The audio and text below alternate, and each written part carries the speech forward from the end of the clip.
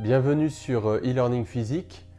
Aujourd'hui, on va parler de ce qu'on appelle l'équilibre géostrophique des vents, c'est-à-dire qu'on va parler du sens de rotation des vents, des dépressions et des anticyclones et le rôle en fait de la force de Coriolis sur le sens de rotation de ces vents, qu'on soit dans l'hémisphère nord ou dans l'hémisphère sud. On va également montrer que pour des vents qui sont sur de grandes distances, typiquement 1000 km, eh bien, donc cette force de Coriolis joue un rôle important, c'est elle qui oriente le sens de rotation des vents.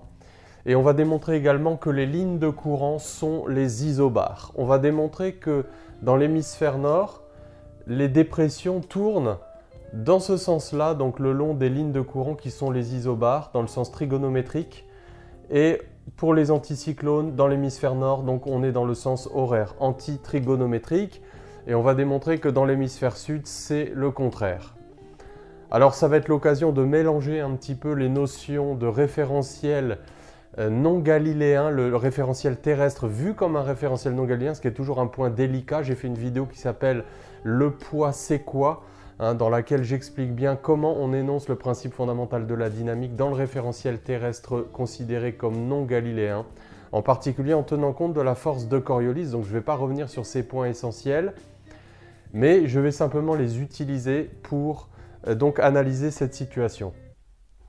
Alors, si on prend une particule de fluide qui fait partie donc d'un vent, d'un courant d'air, l'équation locale qui régit la dynamique, c'est bien évidemment l'équation de l'air. Donc on suppose que le fluide est parfait et même que l'air est en écoulement incompressible. Alors, on va supposer qu'on est en régime permanent. Donc de ce fait-là, la dérivée locale de la vitesse est nulle. Alors, je te rappelle que cette dérivée locale, elle est liée au caractère permanent ou non du champ des vitesses. Elle ne préjuge en rien du caractère uniforme ou non. On voit bien que le champ des vitesses n'est absolument pas uniforme. Donc a priori, l'accélération convective n'est pas nulle. Donc il y a l'équivalent volumique du poids, l'équivalent volumique des forces de pression et l'équivalent volumique de la force de Coriolis, qui est donc moins ρ fois l'accélération de Coriolis. L'accélération de Coriolis, 2 oméga vectoriel v, v bien évidemment la vitesse relative dans le référentiel terrestre considéré comme non galiléen. Je te rappelle également que je n'ai pas mis d'équivalent volumique de la force d'inertie d'entraînement, puisque tu sais qu'elle est comptée dans le poids. Donc attention, c'est la force d'inertie d'entraînement, pas n'importe laquelle. C'est celle du référentiel terrestre par rapport au référentiel géocentrique qui dans ce contexte est le référentiel galiléen de référence.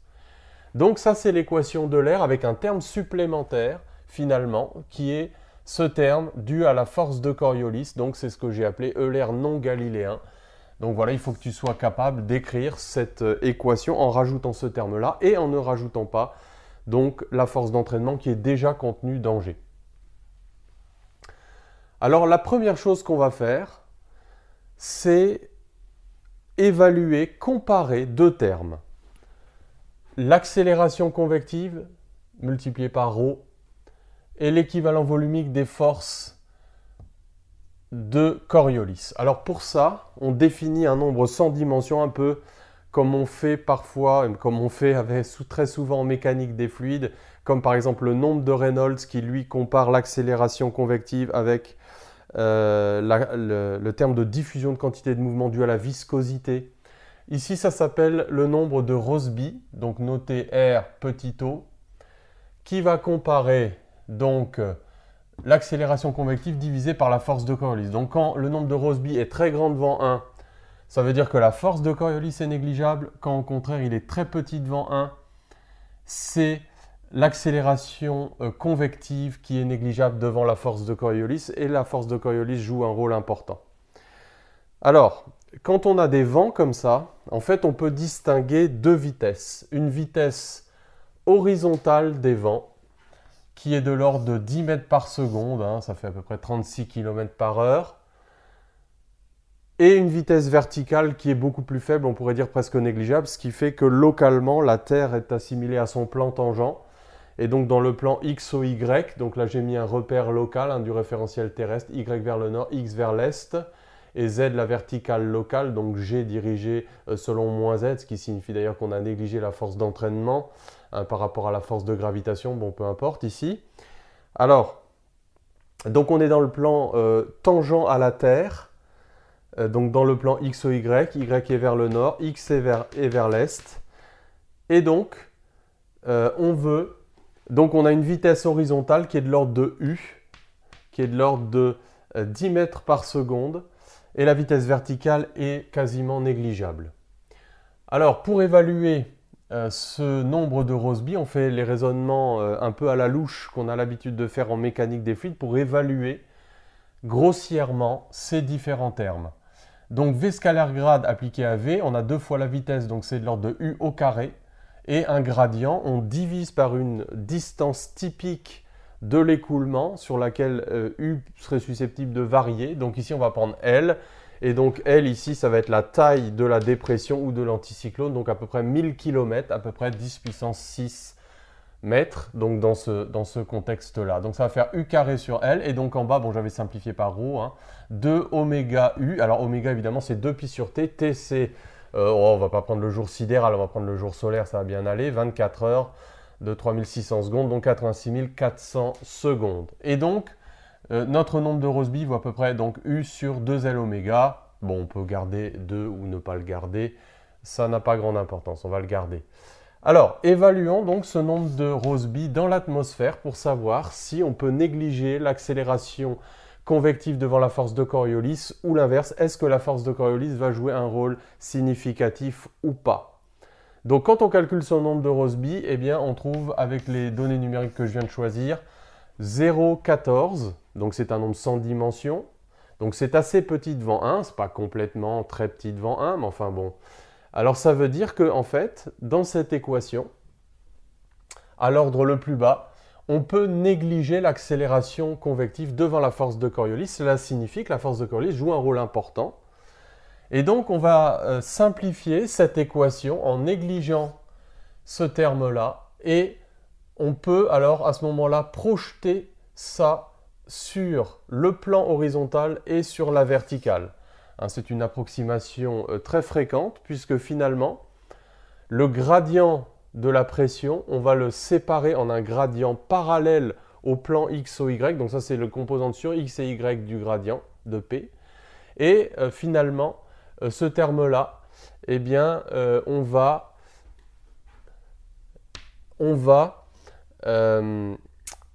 considérer qu'il est pratiquement horizontal. C'est la composante horizontale de la force volumique de Coriolis. Et donc, sur la verticale, on a pratiquement une relation de statique des fluides, dP sur dz égale moins ρg. Mais ce qu'on appelle la relation de l'équilibre géostrophique des vents, c'est cette relation-là. Et c'est dans cette relation-là qu'on a toutes les informations dont on a besoin, c'est-à-dire le fait que les lignes de courant sont les isobars et également le sens de rotation. On va voir tout de suite comment déduire le sens de rotation autour des pressions et des anticyclones à partir de l'analyse du produit vectoriel contenu dans cette relation-là. Avant de faire ça, alors il y a souvent voilà, une question qui traîne beaucoup dans les livres. Est-ce que quand je vide ma baignoire et que j'enlève la bonde, est-ce que le sens de rotation du fluide dans le trou est lié à la force de Coriolis? Est-ce que ça tourne dans un sens dans l'hémisphère nord, dans un autre dans l'hémisphère sud? Est-ce que les courants d'air dans une pièce comme celle-ci sont liés, le sens de rotation des courants d'air sont orientés par la force de Coriolis? Alors pour répondre à cette question, on peut évaluer le nombre de Rossby dans un certain nombre de situations. Alors là, moi j'ai pris plutôt les courants d'air dans une pièce. Donc on va prendre une vitesse des courants d'air de 1 mètre par seconde, une pièce de 10 mètres. Donc on trouve un nombre de Rossby de 1375. Donc là on voit que c'est tout le contraire. C'est-à-dire que la force de Coriolis est négligeable et que donc c'est l'accélération convective qui l'emporte. Donc que ce soit une histoire de baignoire, de lavabo ou même les courants d'air dans une pièce, ça n'est pas la force de Coriolis qui va fixer le sens de rotation des courants et des vents, mais ce sont les conditions locales, les perturbations locales qui vont entraîner. Donc voilà, ça sert aussi à ça, ce nombre de Rossby. Tu peux t'en servir dans ce contexte. Alors maintenant, regardons un petit peu ce qu'on a annoncé. Les lignes de courant sont les isobars. C'est le premier point en ce qui concerne donc l'équilibre géostrophique des vents. Les vents, donc les lignes de courant, ce sont sur ces réseaux d'isobars. Alors pourquoi? C'est contenu en fait dans cette formule-là. Parce que tu connais les propriétés d'un produit vectoriel et également celles d'un gradient. Alors qu'est-ce que c'est qu'une dépression? Une dépression, c'est une zone dans laquelle la pression atmosphérique est plus faible. Or, tu sais que le gradient de la pression est toujours orienté des zones de faible pression vers les zones de forte pression. De manière générale, le gradient d'un champ scalaire est orienté des zones où ce champ scalaire est faible vers les zones où il est intense. On s'en sert par exemple en diffusion thermique ou en diffusion de particules. Pour dire que gradient T, c'est vers les zones de haute température, donc moins lambda gradient T, le J thermique, il va des fortes températures, la diffusion des fortes températures vers les faibles températures. Donc le gradient de la pression pour une dépression, il est orienté comme ça. Gradient P, il est perpendiculaire aux isobars. Et puis pour un anticyclone, c'est le contraire. Un anticyclone, c'est une zone de forte pression qui va repousser les nuages. Donc, les fortes pressions sont au centre de l'anticyclone. Donc le gradient P est toujours perpendiculaire aux isobars, mais orienté cette fois-ci vers le centre de l'anticyclone. Donc ça, c'est le sens de gradient P. Centrifuge pour les dépressions et il est centripète pour les anticyclones. Alors ça, c'est une chose, c'est l'orientation de gradient P.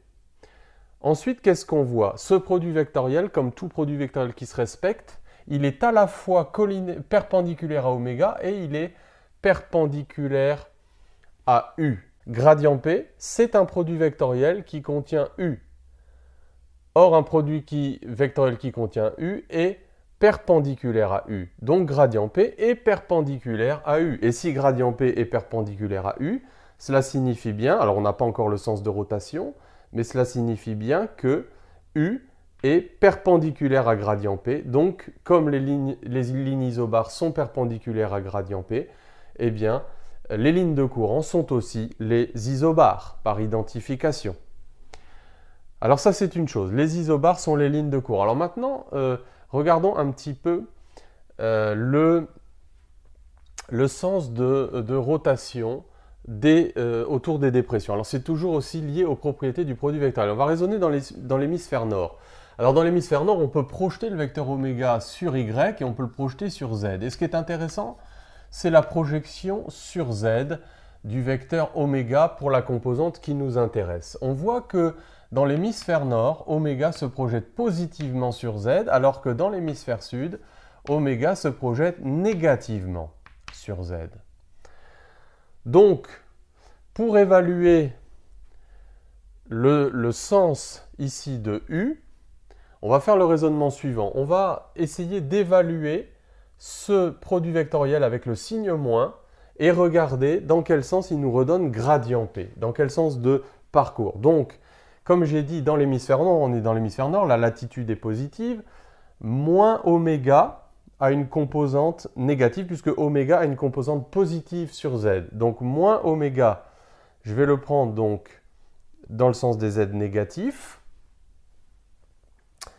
Et si je prends donc moins oméga vectoriel U, la règle des trois doigts de la main droite, donc premier vecteur, deuxième vecteur, donc le produit vectoriel est donné par le majeur, et donc je vois bien que gradient P est dirigé dans ce sens-là, ce qui confirme le fait que les dépressions tournent dans ce sens-là. Au contraire ici, donc moins oméga est toujours vers le fond, U, je vais orienter les lignes de courant comme ça, et donc le gradient P sera bien orienté vers le centre de l'anticyclone. Donc ça, c'est dans l'hémisphère nord.